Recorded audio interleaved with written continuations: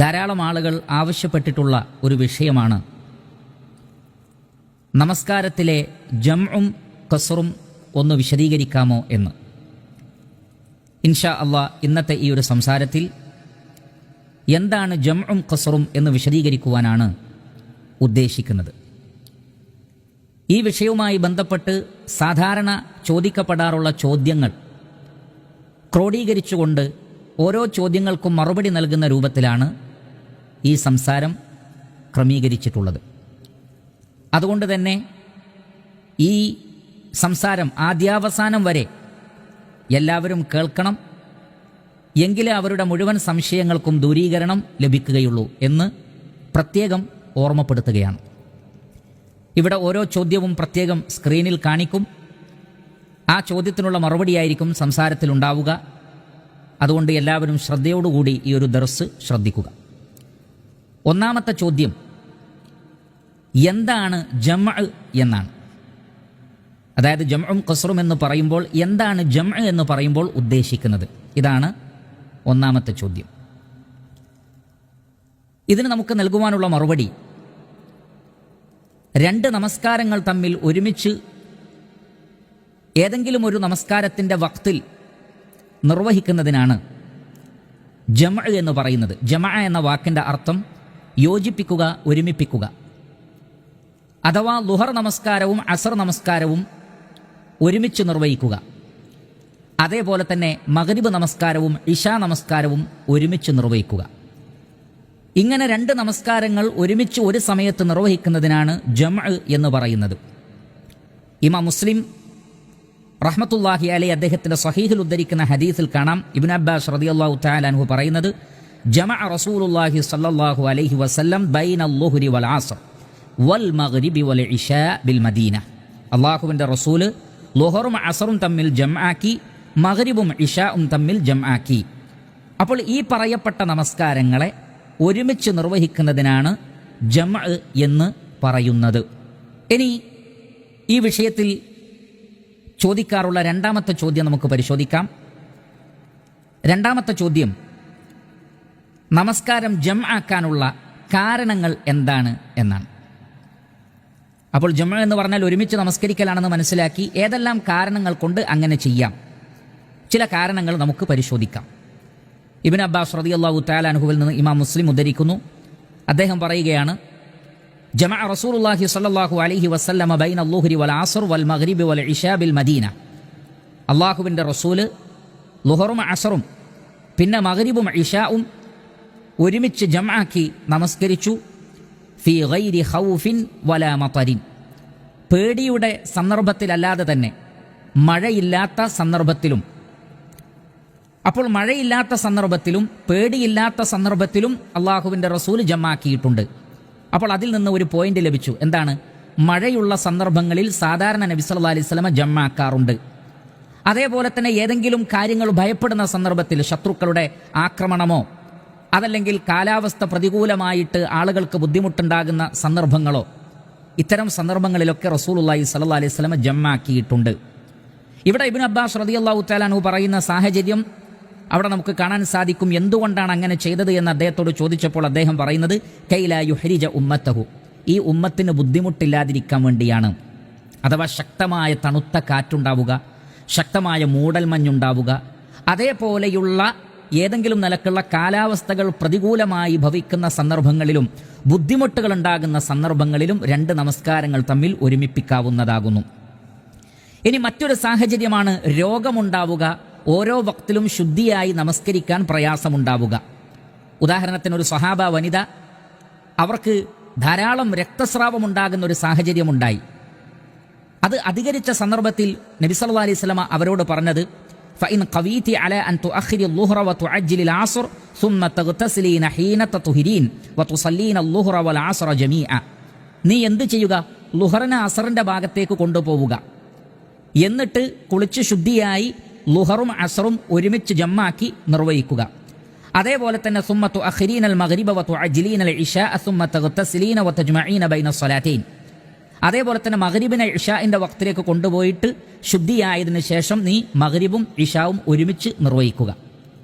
അപ്പോൾ ഇവിടെ ഈ ഒരു അവസ്ഥയെ ഒരു രോഗാവസ്ഥ എന്ന് പറയാം, പ്രയാസകരമായ ഒരു സാഹചര്യം എന്ന് പറയാം. തത്തുല്യമായ സാഹചര്യങ്ങൾ ഒരു രോഗിക്ക് ഉണ്ടാവുകയാണ്.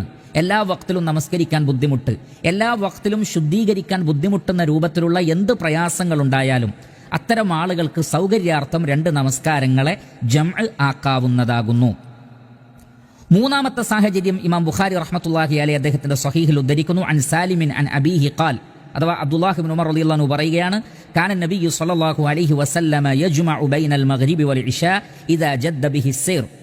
നബി സ്വല്ലല്ലാഹു അലൈഹി വസല്ലമ യാത്രയിലായിരിക്കെ മഗ്രിബും ഇശാഉം ജംആക്കുകയുണ്ടായി. ധാരാളം ഹദീസുകളിൽ നമുക്കത് കാണാൻ സാധിക്കും. അപ്പോൾ യാത്രയിലും ജംആക്കുവാനുള്ള 2 നമസ്കാരങ്ങൾ ഒരുമിച്ച് നിർവഹിക്കുവാനുള്ള അനുവാദമുണ്ട്.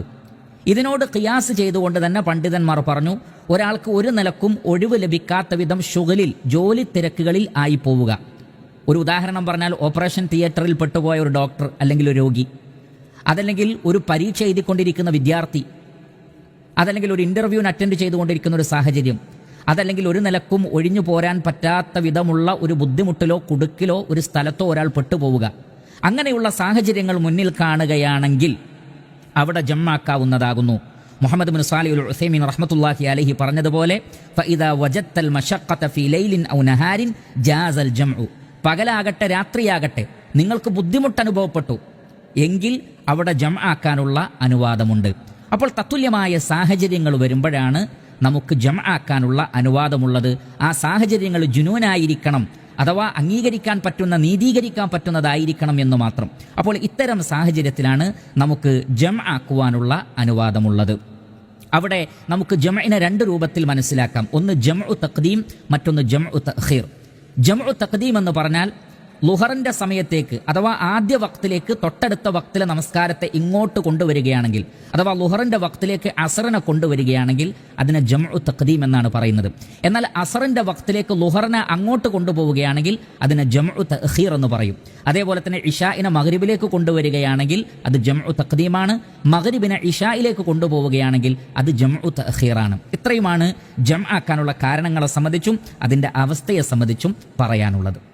ഇനി ഈ വിഷയത്തിൽ ചോദിക്കാവുന്ന മറ്റൊരു ചോദ്യമാണ്, അല്ലെങ്കിൽ മൂന്നാമത്തെ ചോദ്യമായിട്ട് നാം കാണുന്നത്, എന്താണ് ഖസ്ർ എന്നാണ്. ജംഉം ഖസ്റും, എന്താണ് ഖസ്ർ? അത് നമുക്ക് നൽകാനുള്ള മറുപടി, ലുഹർ, അസർ, ഇശ 4 റക്അത്തുള്ള ഈ 3 നമസ്കാരങ്ങളെ യാത്രയിൽ 2 റക്അത്തായി അതിനെ ചുരുക്കി നിർവഹിക്കുന്നതിനാണ് ഖസ്ർ എന്ന് പറയുന്നത്. എന്താണ് തെളിവ്? ഇമാം ബുഖാരി റഹ്മത്തുള്ളാഹി അലൈഹി അദ്ദേഹത്തിന്റെ സ്വഹീഹിൽ ഉദ്ധരിക്കുന്നു, സഹിബ്തു റസൂലുള്ളാഹി സ്വല്ലല്ലാഹു അലൈഹി വസല്ലം ഫകാന ലാ യസീദു ഫി സഫരി അലാ റക്അതൈൻ. ഞാൻ അല്ലാഹുവിന്റെ റസൂലിന്റെ കൂടെ യാത്ര ചെയ്തിട്ടുണ്ട്. അതേപോലെ തന്നെ അബൂബക്കർ വ ഉമർ വ ഉസ്മാൻ റളിയല്ലാഹു തആല അൻഹും അജ്മഈൻ, ഇവരുടെ കൂടെയൊക്കെ ഞാൻ യാത്രയിൽ പങ്കെടുത്തിട്ടുണ്ട്. അവരെല്ലാം യാത്രയിൽ 2 റക്അത്ത് മാത്രമേ നമസ്കരിച്ചിട്ടുള്ളൂ. അപ്പോൾ 4 റക്അത്തുള്ള നമസ്കാരത്തെ 2 റക്അത്തായി നിർവഹിക്കുന്നതിനാണ് ഖസ്ർ എന്ന് പറയുന്നത്. ഇനി അടുത്ത ചോദ്യം, ഖസ്റായി നമസ്കരിക്കാനുള്ള സാഹചര്യവും കാരണവും എന്തൊക്കെയാണ്? ഏത് സാഹചര്യത്തിലാണ് ഇത് അനുവദനീയമായിട്ടുള്ളത്? അവിടെ നമുക്ക് വളരെ വ്യക്തമായി കാണാൻ സാധിക്കും, ജംഅ് പോലെയല്ല ഖസ്ർ. ഖസ്ർ യാത്രയിൽ മാത്രമേ അനുവാദമുള്ളൂ. വീട്ടിൽ വെച്ച് ഖസ്ർ അനുവദിക്കപ്പെട്ടിട്ടില്ല. എന്നാൽ ജംഅ് വീട്ടിൽ വെച്ചുമാകാം, ഖസ്ർ വീട്ടിൽ വെച്ച് അനുവദിക്കപ്പെട്ടിട്ടില്ല. ഇവിടെ തന്നെ നമുക്ക് കാണാൻ സാധിക്കും, എന്താണ് ഇബ്നു ഉമർ റളിയല്ലാഹു അൻഹു പറയുന്നത്, ലാ യസീദു ഫി സഫരി അലാ റക്അത്തൈൻ, യാത്രയിൽ 2 റക്അത്തിൽ കൂടുതൽ നിർവഹിച്ചിട്ടില്ല. അപ്പോൾ ഇത് യാത്രയിൽ മാത്രമാണ് എന്ന് പണ്ഡിതന്മാർ നമുക്ക് വളരെ തെളിവുകളുടെ അടിസ്ഥാനത്തിൽ തന്നെ വ്യക്തമാക്കി തന്നിട്ടുണ്ട്. അതേപോലെ തന്നെ ഹജ്ജിന്റെ സന്ദർഭത്തിൽ മിനയിലും 2 റക്അത്താണ്. ളുഹർ, അസ്ർ, ഇശ ഇവ 2 റക്അത്തായിട്ടാണ് നബി സല്ലല്ലാഹു അലൈഹി വസല്ലം നിർവഹിച്ചത്. അത് യാത്രയായതുകൊണ്ടാണ് എന്ന് ചില പണ്ഡിതന്മാർ പറഞ്ഞിട്ടുണ്ട്. വേറെ ചില പണ്ഡിതന്മാർ അതല്ല, അത് ഹജ്ജിന്റെ സീസണിൽ മാത്രം അനുവദനീയമായ ഒരു കാര്യമാണ്, അല്ലെങ്കിൽ അങ്ങനെയാണ് ചെയ്യേണ്ടത്. അപ്പോൾ ചുരുക്കത്തിൽ മിനയിൽ വെച്ചും ഹജ്ജിന്റെ സന്ദർഭത്തിൽ, അതല്ലാതെ യാത്രയിലുമല്ലാതെ നമസ്കാരത്തിൽ ഖസ്റില്ല എന്ന് നമ്മൾ മനസ്സിലാക്കുക. ഇനി 5ാമതായി ഈ വിഷയത്തിൽ ചോദിക്കാവുന്ന ഒരു ചോദ്യമാണ്, ഏതൊക്കെ നമസ്കാരങ്ങൾ തമ്മിലാണ് ജംആക്കാൻ പറ്റുന്നത്?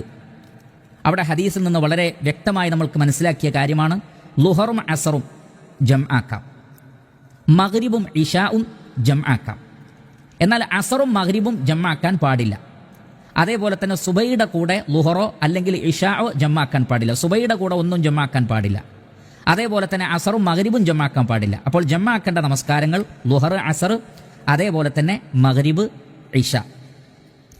ഇനി അടുത്ത ചോദ്യം, ആറാമത്തെ ചോദ്യം, ഏതൊക്കെ നമസ്കാരങ്ങൾ നമുക്ക് കസ്റാക്കാം എന്നാണ്. ഏതൊക്കെ നമസ്കാരങ്ങൾ കസ്റാക്കാം? അവിടെ നേരത്തെ ഹദീസിൽ മനസ്സിലാക്കിയതുപോലെ തന്നെ ളുഹർ കസ്റാക്കാം, അസർ കസ്റാക്കാം, ഇഷാവും കസ്റാക്കാം. എന്നാൽ മഗ്രിബ് നമസ്കാരം കസ്റാക്കാൻ പാടില്ല. അത് 3 തന്നെ നിർവഹിക്കണം, 2 നിർവഹിച്ചാൽ പോരാ. അതേപോലെ തന്നെ സുബൈ നമസ്കാരവും 2 റക്അത്ത്, അത് പൂർണ്ണമായും തന്നെ അവിടെയും കസ്ർ ഇല്ല എന്ന് മനസ്സിലാക്കുക. ഇനി വളരെ പ്രധാനപ്പെട്ട ഒരു ചോദ്യമാണ്, നമുക്ക് എപ്പോഴും പലരും ചോദിക്കുന്ന ചോദ്യമാണ്. അത് 7ാമത്തെ ചോദ്യമായി മനസ്സിലാക്കാം.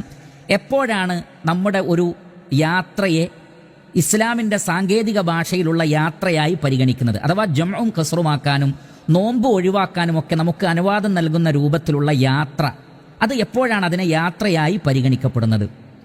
അതിൽ പ്രധാനപ്പെട്ട 2 അഭിപ്രായങ്ങളുണ്ട്. ആ 2 അഭിപ്രായങ്ങൾ പറഞ്ഞിട്ട് അതിൻ്റെ ഒരു മൊത്തം ഒരു രത്നച്ചുരുക്കം നമുക്ക് മനസ്സിലാക്കാം. ഒന്നാമത്തെ അഭിപ്രായം, ഇത് വളരെ ശക്തവും തെളിവുകളോട് യോജിക്കുന്നതുമാണ്. ഏകദേശം 80 കിലോമീറ്ററോളം അല്ലെങ്കിൽ അതിനോടടുത്ത് നിൽക്കുന്ന 70, 75, 80 കിലോമീറ്ററോളമുള്ള ഏതൊരു യാത്രയും യാത്രയായി പരിഗണിക്കുന്നതാണ്. എന്താണ് അതിനുള്ള തെളിവ്? ഇമാം ഷാഫിഈ റഹ്മത്തുള്ളാഹി അലൈഹി അദ്ദേഹത്തിന്റെ മുസ്നദിൽ ഉദ്ധരിക്കുന്ന ഹദീസിൽ കാണാം, ഇബ്നു അബ്ബാസ് റളിയല്ലാഹു തആല അൻഹു പറയുകയാണ്, യാ അഹ്ല മക്ക, മക്കക്കാരായ ആളുകളെ, ലാ തഖ്സുറൂ ഫീ അഖല്ലി മിൻ 4 ബുറുദിൻ, 4 ബുറുദിനേക്കാൾ കുറഞ്ഞ ദൂരമുള്ളപ്പോൾ നിങ്ങൾ ഖസ്റാക്കരുത്. 4 ബുറുദ് എന്ന് പറഞ്ഞാൽ ഏകദേശം 80, 88 അല്ലെങ്കിൽ 78 എന്നൊക്കെയാണ് ഉലമാക്കൾ പറഞ്ഞത്, കിലോമീറ്ററാണ്. അതുകൊണ്ട് 75 മുതൽക്ക് അങ്ങോട്ട് ഏകദേശം 80, 85 കിലോമീറ്ററൊക്കെയുള്ള ഒരു യാത്രയാണെങ്കിൽ അപ്പോഴാണ് നിങ്ങൾ ജംഉം കസ്റുമാക്കേണ്ടത്. അതാ ഇബ്നു അബി റബാഹിൽ നിന്ന് സ്വഹീഹായ സനദോടുകൂടി നമുക്ക് കാണാൻ സാധിക്കും, അന്ന ഇബ്നു ഉമർ വബ്ന അബ്ബാസ് റളിയല്ലാഹു അൻഹുമാ കാനാ യുസല്ലിയാനി റകഅതൈനി വയുഫ്തിറാനി ഫീ 4 ബുർദിൻ ഫമാ ഫൗഖ ദാലിക്. 4 ബുർദോ അതിന് മേലെയോ ഉള്ള സന്ദർഭത്തിൽ ഇബ്നു അബ്ബാസ് റളിയല്ലാഹു അൻഹു, ഇബ്നു ഉമർ റളിയല്ലാഹു അൻഹു അവരൊക്കെ ഖസ്റാക്കാറുണ്ട്, അതേപോലെ തന്നെ നോമ്പ് ഉപേക്ഷിക്കാറുണ്ട്, അഥവാ യാത്രയായി പരിഗണിക്കാറുണ്ട്. വേറെയും തെളിവുകൾ അതിന് നമുക്ക് കാണാൻ സാധിക്കുന്നതാണ്. അപ്പോൾ ഈ തെളിവുകളുടെ അടിസ്ഥാനത്തിൽ ഏകദേശം 70, 75 അല്ലെങ്കിൽ 80, സൗദി അറേബ്യയിലെ പണ്ഡിത സഭ പറഞ്ഞിട്ടുള്ളത് ഏകദേശം 80 കിലോമീറ്ററാണ്. അപ്പോൾ 80 കിലോമീറ്റർ ദൂരമുള്ള ഏതൊരു യാത്രയിലും ജംഉം ഖസ്റുമാക്കാവുന്നതാണ്. അത് വിദ്യാർത്ഥികൾക്കാണെങ്കിലും പ്രശ്നമില്ല, ഉദ്യോഗസ്ഥന്മാർക്കാണെങ്കിലും പ്രശ്നമില്ല, ഡെയിലി പോയി വരുന്നവർക്കാണെങ്കിലും പ്രശ്നമില്ല, അതേപോലെ തന്നെ കച്ചവട സാധനങ്ങളും മറ്റും ഡെലിവറി നടത്തുന്ന ആളുകൾ ആർക്കാണെങ്കിലും ശരി 80 കിലോമീറ്ററോളമുള്ള ഒരു യാത്രയിൽ അവർക്ക് ജംഉം ഖസ്റുമാക്കാവുന്നതാണ്. 2ാമത്തെ അഭിപ്രായം, അതും വളരെ പ്രധാനപ്പെട്ട അഭിപ്രായമാണ്. ഒരു കിലോമീറ്ററിനെ അടിസ്ഥാനമാക്കേണ്ടതില്ല, മറിച്ച് അന്നൽ ഖസ്റ യജൂസു ഫി അയ്യി സഫരിൻ മാദാമ യുസമ്മ സഫറൻ, യാത്രയാണെന്ന് പരിഗണിക്കപ്പെടാവുന്ന ഏത് യാത്രയിലും ജംഉം ഖസ്റുമാകാം. അവിടെ കിലോമീറ്റർ അല്ല, നടത്തുന്നത് യാത്രയാണോ എന്നതാണ് പ്രശ്നം. ഇതും വളരെ നല്ല അഭിപ്രായമാണ്. അതുകൊണ്ട് തന്നെ ഉലമാക്കൾ ഇതിനെ ജംഅ് ചെയ്തുകൊണ്ട് അതിൻ്റെ ഒരു രത്നച്ചുരുക്കം നമുക്ക് വളരെ ലളിതമാക്കി മനസ്സിലാക്കി തന്നിട്ടുണ്ട്. 80 കിലോമീറ്റർ ഇല്ലെങ്കിൽ പോലും ഒരു യാത്ര എന്ന് പറയാവുന്ന സാഹചര്യം ഓരോ നാടിനനുസരിച്ച് ദൂരമനുസരിച്ച് യാത്രയുടെ ബുദ്ധിമുട്ടുകളിൽ ഏറ്റക്കുറച്ചിലുകൾ ഉണ്ടാകും. അതുകൊണ്ട് തന്നെ ഒരു യാത്ര എന്ന് പറയാവുന്ന ഏതൊരു യാത്രയും അത് കിലോമീറ്റർ പരിഗണിക്കാതെ തന്നെ ആ യാത്രയിൽ ബുദ്ധിമുട്ടുകളും പ്രയാസങ്ങളും ഉണ്ടെങ്കിൽ ജംഉം ഖസ്റുമാക്കാവുന്നതാണ്. എന്നാൽ ഏതാണ് യാത്ര എന്ന വിഷയത്തിൽ നിങ്ങൾക്ക് സംശയമുണ്ടായി, ശക്കുണ്ടായി എങ്കിൽ 80 കിലോമീറ്ററോളം ഉണ്ടെങ്കിൽ പിന്നെ നിങ്ങൾ സംശയിക്കേണ്ടതില്ല, അത് യാത്ര തന്നെയാണ്. അൽഹംദുലില്ലാ, ഇത് വളരെ നല്ല ഒരു അഭിപ്രായമാണ്. അപ്പോൾ 80 കുറവാണെങ്കിലും യാത്രയുടേതായ പ്രശ്നങ്ങൾ ഉണ്ടെങ്കിൽ നമുക്ക് ജംഉം ഖസ്റുമാക്കാം. എന്നാൽ 80 കിലോമീറ്ററോളം ഉണ്ടെങ്കിൽ ഉറപ്പായിട്ടും അവിടെ ജംആക്കുവാനും ഖസ്റാക്കുവാനുമുള്ള അനുവാദമുണ്ട്. ഇതാണ് കൂടുതൽ നല്ലതായ ഒരു അഭിപ്രായമെന്നാണ് മനസ്സിലാകുന്നത്. അള്ളാഹു ആണ് കൂടുതൽ അറിയുന്നവൻ. ഇനി 8ാമത്തെ ചോദ്യം, ഇതും വളരെ പ്രസക്തമായ ഒരു ചോദ്യമാണ്. നമ്മൾ യാത്ര തുടങ്ങിക്കഴിഞ്ഞാൽ പിന്നെ എവിടെ വെച്ചാണ് ഖസ്റാക്കേണ്ടത്? നമ്മൾ നേരത്തെ മനസ്സിലാക്കി, ഖസ്ർ വീട്ടിൽ വെച്ച് ഒരിക്കലും പാടില്ല. അപ്പോൾ നമ്മൾ യാത്ര ഉദ്ദേശിക്കുമ്പോൾ വീട്ടിൽ വെച്ച് തന്നെ ജംഉം ഖസ്റുമാക്കാൻ പാടുണ്ടോ? പാടില്ല. അതേപോലെ തന്നെ വീട്ടിൽ വെച്ച് യാത്ര ഉദ്ദേശിക്കുന്നവർക്ക് ജംആക്കി നമസ്കരിക്കാനും പാടുണ്ടോ? ഇല്ല. ബുദ്ധിമുട്ടില്ലാത്തൊരു സാഹചര്യത്തിൽ ജംഉമില്ല. അപ്പോൾ എവിടെ നിന്നാണ് ഈ ഖസ്റും ജംഉം നമുക്ക് തുടങ്ങാവുന്നത്? അവിടെ സ്വഹീഹായ ഒരു ഹദീസ് നമുക്ക് കാണാം. ഇമാം ബുഖാരി മുസ്ലിമും ഉദ്ധരിക്കുന്ന ഹദീസാണ്. അനസ് ഇബ്നു മാലിക് റളിയല്ലാഹു അൻഹു പറയുന്നു, അന്ന നബിയ സല്ലല്ലാഹു അലൈഹി വസല്ലം സ്വല്ലൽ ളുഹ്റ ബിൽ മദീനത്തി 4. അള്ളാഹുവിൻ്റെ റസൂല് മദീനയിലായപ്പോൾ ളുഹർ 4 റക്അത്ത് പൂർണ്ണമായി നിർവഹിച്ചു. പിന്നെ അള്ളാഹുവിൻ്റെ റസൂൽ യാത്ര പുറപ്പെട്ടു. വസല്ലൽ അസ്റ ബിദിൽ ഹുലൈഫ റക്അത്തൈൻ. എന്നാൽ ദുൽ ഹുലൈഫയിലെത്തിയപ്പോൾ അവിടെ വെച്ച് അള്ളാഹുവിൻ്റെ റസൂൽ ഖസ്റാക്കി അസർ 2 റക്അത്താണ് നിർവഹിച്ചത്. ദുൽ ഹുലൈഫ എന്ന് പറഞ്ഞാൽ ഏകദേശം മദീനയിൽ നിന്ന് 2.5-3 കിലോമീറ്റർ ദൂരം മാത്രമേ ഉള്ളൂ. എന്ന് പറഞ്ഞാൽ ഒരാൾ തൻ്റെ വീടുള്ള ആ നാട് വിട്ട് കഴിഞ്ഞാൽ പിന്നെ ആ വ്യക്തിക്ക് ഖസ്റും ജംഉം അനുവദനീയമാണ്, അല്ലെങ്കിൽ ഖസ്ർ അനുവദനീയമാണ്. എന്ന് പറഞ്ഞാൽ നമ്മുടെ വീട്ടിൽ വെച്ചോ വീടിൻ്റെ തൊട്ടടുത്തുള്ള പള്ളിയിൽ വെച്ചോ ജംഉം ഖസ്റും ഇല്ല. പിന്നെ നമ്മൾ താമസിക്കുന്ന നമ്മുടെ വീട് നിലനിൽക്കുന്ന ആ ഒരു അങ്ങാടി, അവിടെയുള്ള ബിൽഡിങ്ങുകളും മറ്റും കഴിഞ്ഞ് നമ്മുടെ പ്രദേശം കഴിഞ്ഞ് മറ്റൊരു പ്രദേശത്തേക്ക് നമ്മൾ പ്രവേശിച്ചു കഴിഞ്ഞാൽ, നമ്മുടെ നാട് അത്രയൊന്നും വ്യക്തമായി കാണാത്തൊരു ദൂരത്തേക്ക് നമ്മൾ എത്തിക്കഴിഞ്ഞാൽ അവിടെ വെച്ച് നമുക്ക് എന്ത് ചെയ്യാം? പിന്നെ ഖസ്റും ജംഉം ആക്കാവുന്നതാണ്. ഇതാണ് തെളിവിൻ്റെ അടിസ്ഥാനത്തിൽ നമുക്ക് മനസ്സിലാക്കാൻ സാധിക്കുന്നത്. പിന്നെ സ്വാഭാവികമായും ഈ വിഷയത്തിലുള്ള മറ്റൊരു ചോദ്യമാണ്, അത് 9ാമത്തെ ചോദ്യമാണ്. നമ്മൾ നേരത്തെ പറഞ്ഞു ജംഉ തഖ്ദീമുണ്ട്, ജംഉ തഖീറുണ്ട്. അഥവാ അസറിനെ ലുഹറിലേക്ക് കൊണ്ടുവരാം, അതേപോലെ തന്നെ ഇശായിനെ മഗ്രിബിലേക്കും കൊണ്ടുവരാം, അതേപോലെ തന്നെ ലുഹറിനെ അസറിലേക്ക് അങ്ങോട്ടും കൊണ്ടുപോകാം. അങ്ങനെ ഈ 2 രൂപത്തിലും ചെയ്യാം. ഇത് എപ്പോഴാണ് നമുക്ക് ഇതിൽ ഏറ്റവും അഫ്ളലായത് എങ്ങനെ തിരഞ്ഞെടുക്കാം?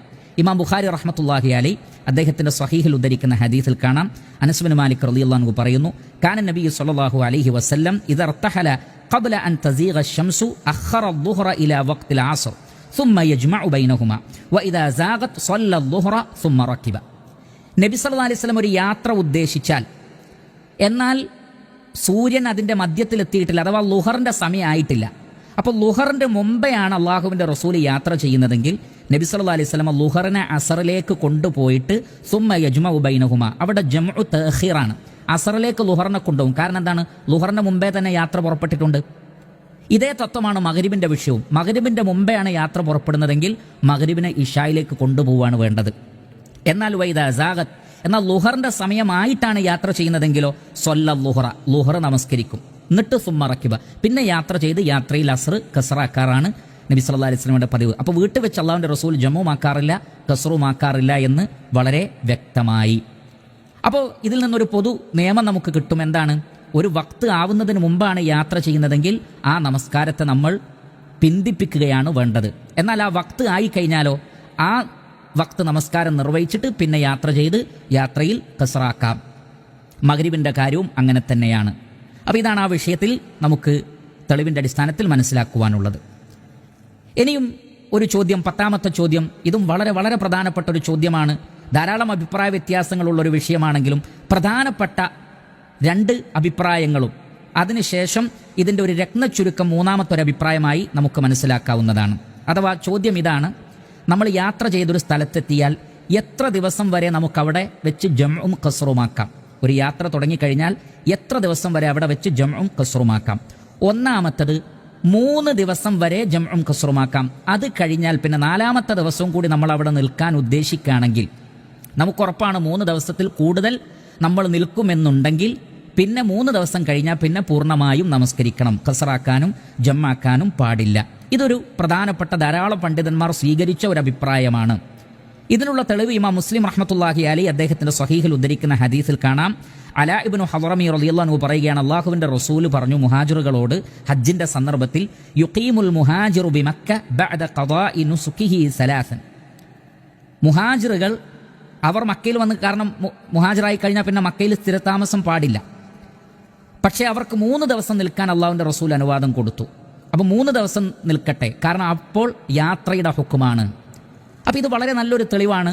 അഥവാ 3 ദിവസം നിന്നാൽ അപ്പോൾ അവരുടെ മേലുള്ള ഹുക്കുമ് വിധി എന്താണ്? യാത്രക്കാർ എന്നുള്ള വിധിയാണ്. എന്നാൽ 3-ൽ കൂടിയാൽ അവിടെ മുഖീമുകളായി പോകും.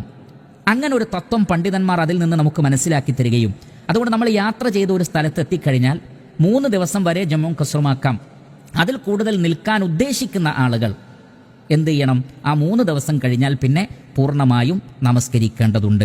മദീനയിലുള്ള ആളുകളും ആ രൂപത്തിൽ തന്നെയാണ് കാര്യങ്ങൾ മനസ്സിലാക്കിയിട്ടുള്ളത് എന്ന് ഇമാം മാലിക് റഹ്മത്തുള്ളാഹി അലൈഹി പറയുന്നതായും നമുക്ക് കാണാൻ സാധിക്കുന്നതാണ്. 2ാമത്തെ അഭിപ്രായം അതും വളരെ പ്രധാനപ്പെട്ടത് തന്നെയാണ്, അതിനും തെളിവുണ്ട്. എന്താണത്? 19 ദിവസം ഒരു നാട്ടിൽ നിങ്ങൾ നിൽക്കുന്നുണ്ടെങ്കിൽ 19 ദിവസത്തോളം നിങ്ങൾക്ക് എന്ത് ചെയ്യാം? ജംഉം ഖസ്റുമാക്കാം. അത് കഴിഞ്ഞാൽ പിന്നെ പൂർണ്ണമായും നമസ്കരിക്കണം. എന്താണ് തെളിവ്? ഇമാം ബുഖാരി റഹ്മത്തുള്ളാഹി അലൈഹി അദ്ദേഹത്തിൻ്റെ സ്വഹീഹിൽ ഉദ്ധരിക്കുന്നു, അഖാമൻ നബിയ്യു സ്വല്ലല്ലാഹു അലൈഹി വസല്ലമ 19 യഖ്സുർ.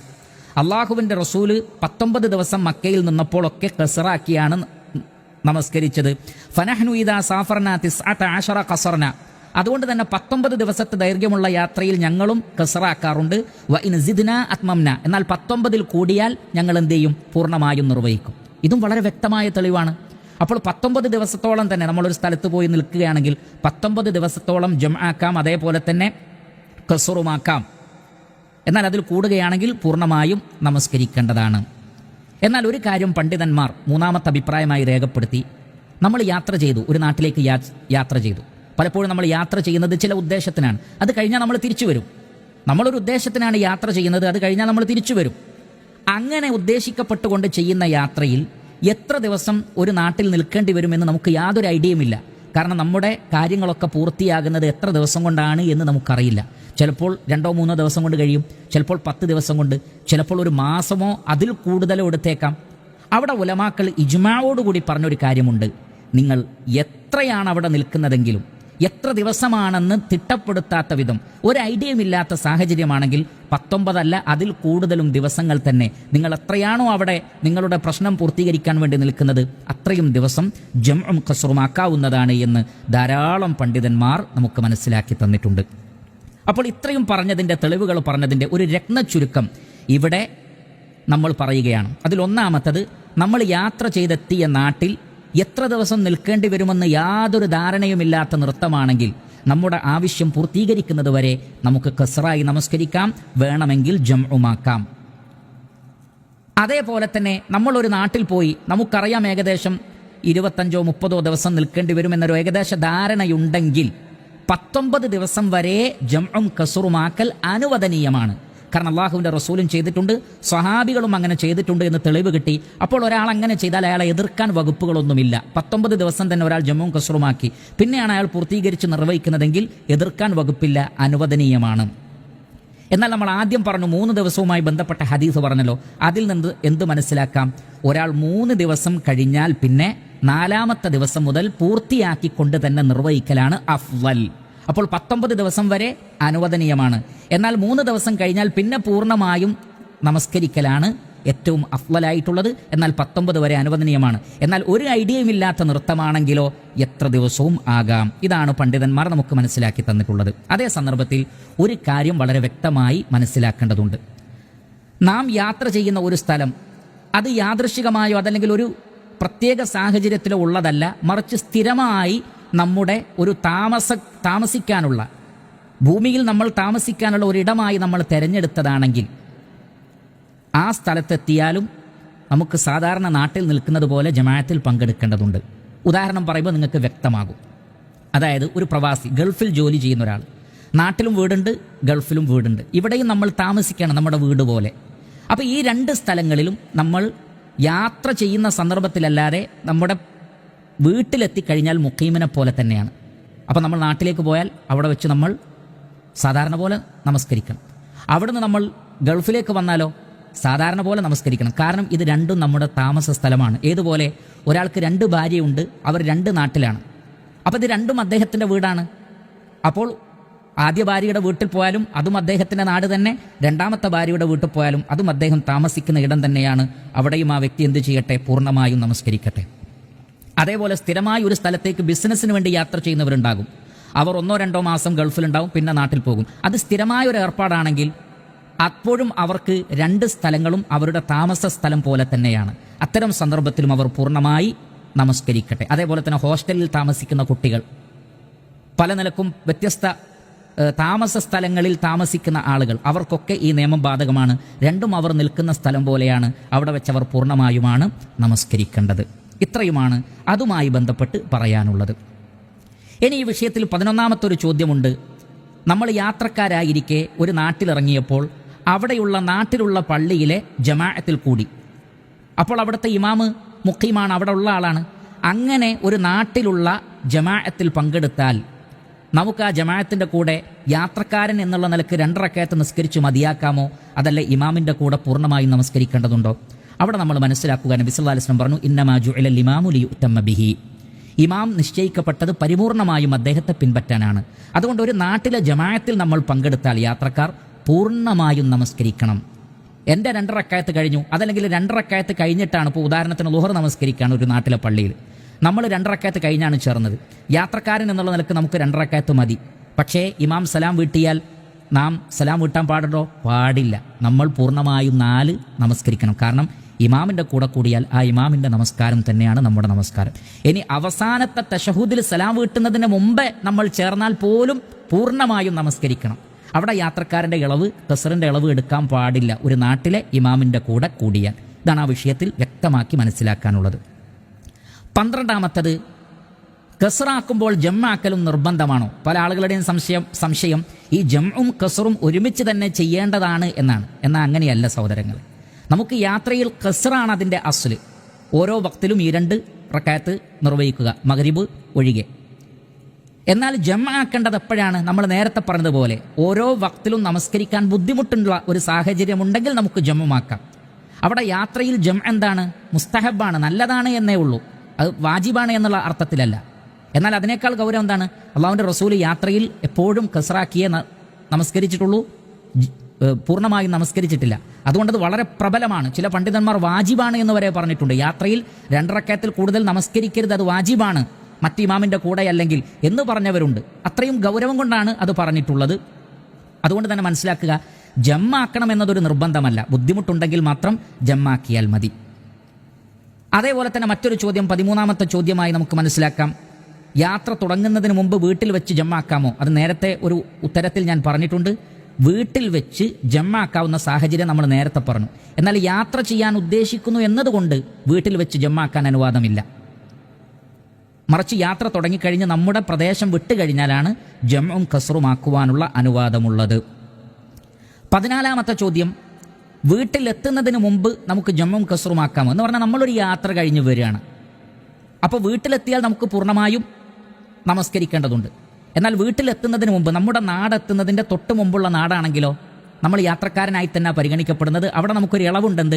ഖസ്റുമാക്കാം, ജമ്മുമാക്കാം. ഈ ഇളവ് സ്വീകരിക്കാമോ? ഈ ഇളവ് സ്വീകരിക്കാം. അഥവാ നമുക്ക് വീട്ടിലെത്തിയാൽ 4 8 റക്അത്ത് നിർവഹിക്കണം. അതൊരാൾക്ക് യാത്ര കൊണ്ട് പ്രയാസം തോന്നുകയാണെങ്കിൽ തൻ്റെ നാടെത്തുന്നതിന് മുമ്പ് ആ വ്യക്തിക്ക് 2 ഖസ്റും ജമ്മുമാക്കി ആ നമസ്കാരം നിർവഹിക്കാവുന്നതാകുന്നു. ഇനി മറ്റൊരു ചോദ്യം, 15ാമത്തെ ചോദ്യം, ളുഹർ അസർ ഏതുവരെ നീട്ടാം ജമ്മാക്കാൻ വേണ്ടി? നമുക്കറിയാം അസറിന് ഏതുവരെയാണോ സമയമുള്ളത്? മഗ്രിബ് വരെയാണ്. അപ്പോൾ അതുവരെ നമുക്കത് നീട്ടാം. അതേപോലെ തന്നെ മഗ്രിബ് ഇഷ, നമ്മൾ ഇഷായിലേക്ക് മഗ്രിബിനെ പിന്തിപ്പിക്കുകയാണെങ്കിൽ ഏതുവരെ നമുക്കതിനെ നീട്ടാം? അത് ഇഷായിൻ്റെ അവസാന സമയം വരെ. അത് ഏകദേശം അർദ്ധരാത്രിയാണ്. ഇനി ഏതെങ്കിലും സാഹചര്യത്തിൽ പറ്റിയിട്ടില്ലെങ്കിൽ സുബൈ വരെ സമയമുണ്ട് എന്നും പണ്ഡിതന്മാർ പറഞ്ഞിട്ടുണ്ട്. എന്നാൽ കഴിവിൻ്റെ പരമാവധി അർദ്ധരാത്രിക്കുള്ളിലായി തന്നെ അത് നിർവഹിക്കേണ്ടതാകുന്നു. ഇനി 16ാമത്തെ ചോദ്യം, ഒരാൾ യാത്രയിൽ നമസ്കരിച്ചു, ശേഷം നാട്ടിലെത്തിയപ്പോൾ അവിടെ ജമാഅത്ത് നടക്കുന്നുണ്ട്. അതേപോലെ തന്നെ നമ്മൾ പള്ളിയിൽ കയറി, നമ്മൾ ഓൾറെഡി നമസ്കരിച്ചിട്ടുണ്ട്, അപ്പോൾ അവിടെ ജമാഅത്ത് നടക്കുന്നുണ്ട്. അപ്പോൾ നമ്മൾ നമസ്കരിച്ചിട്ടുണ്ട് എന്നതുകൊണ്ട് ആ ജമാഅത്തിൽ പങ്കെടുക്കാതിരിക്കുകയാണോ വേണ്ടത്? അതല്ല, ആ ജമാഅത്തിൽ പങ്കെടുക്കേണ്ടതുണ്ടോ?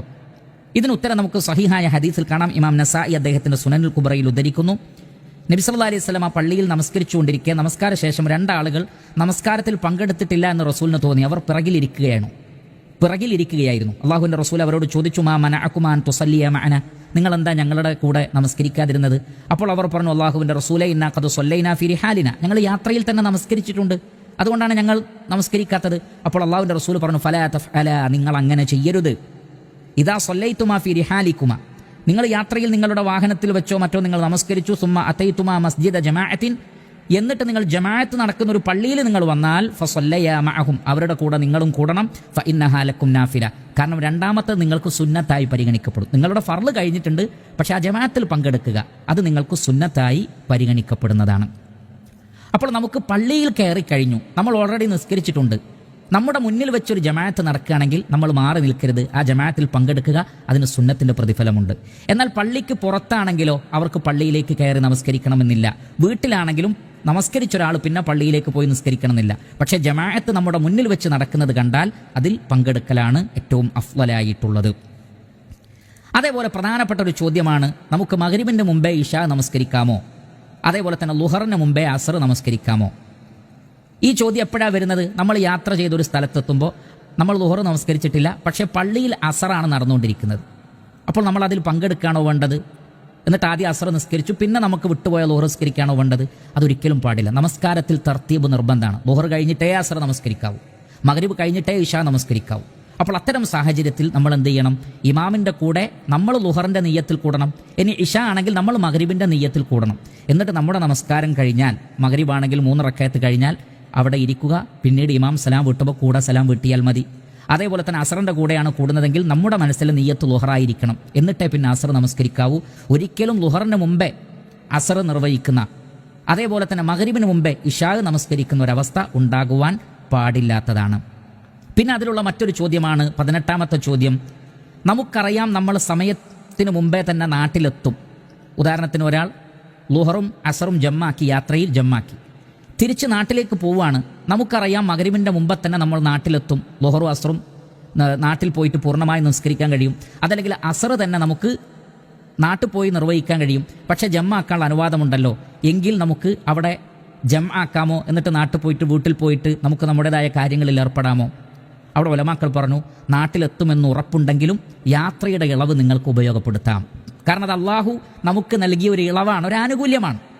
അതുകൊണ്ട് തന്നെ അസറിൻ്റെ സമയമാകുമ്പോഴേക്ക് എത്തുമെന്ന് അറിയാമെങ്കിലും നമ്മൾ യാത്രക്കാരനാണെങ്കിൽ നമുക്ക് ജംആക്കാം. നേരത്തെ തന്നെ ജംആക്കിയിട്ട് വീട്ടിലേക്ക് പോകുന്നതിൽ വിരോധമില്ല. ഇനി ഈ വിഷയത്തിലുള്ള അവസാനത്തെ ഒരു ചോദ്യം, വേറെയും ചോദ്യങ്ങൾ ഉണ്ടാകാം, പക്ഷെ നമുക്ക് ലഭിച്ച ചോദ്യങ്ങളിൽ നിന്ന് ഈ കപ്പലിലും മറ്റും അതേപോലെ തന്നെ മീൻ പിടിക്കുന്ന ബോട്ടിലും മറ്റുമൊക്കെ യാത്ര ചെയ്യുന്ന ആളുകളുടെ ഹുക്കും എന്താണ്? നേരത്തെ പറഞ്ഞ മുസാഫിറിൻ്റെ അതേ ഹുക്കുമാണ്. അവർ യാത്രക്കാരായി തന്നെ, അത് കടലിലാണെങ്കിലും കരയിലാണെങ്കിലും ഒരേ ഹുക്കുമാണ്. മാത്രമല്ല കടലിൽ കുറച്ചുകൂടി ഇളവ് കൂടുതലാണ്. നമുക്കറിയാം ഭൂമിയിൽ സഞ്ചരിക്കുന്നത് പോലെയല്ല. അതുകൊണ്ട് അവർക്ക് വളരെ കുറഞ്ഞ ഒരു ദൂരം തന്നെ മുന്നോട്ട് പോയി കഴിഞ്ഞാൽ, അല്പം മൈലുകൾ തന്നെ മുന്നോട്ട് പോയി കഴിഞ്ഞാൽ അവർക്ക് ഖസ്റാക്കാനും ജമ്മാക്കാനും അനുവാദമുണ്ട് എന്ന് പണ്ഡിതന്മാർ നമുക്ക് മനസ്സിലാക്കി തന്നിട്ടുണ്ട്. കാരണം അത് യാത്രയുടെ മശക്കത്തൊക്കെ അതിലുണ്ടാകും. അപ്പോൾ അവർക്കും അതേ ഹുക്കുമ് തന്നെയാണ്. ഇത്രയുമാണ് ഈ വിഷയവുമായി ബന്ധപ്പെട്ട് സൂചിപ്പിക്കുവാനുള്ളത്.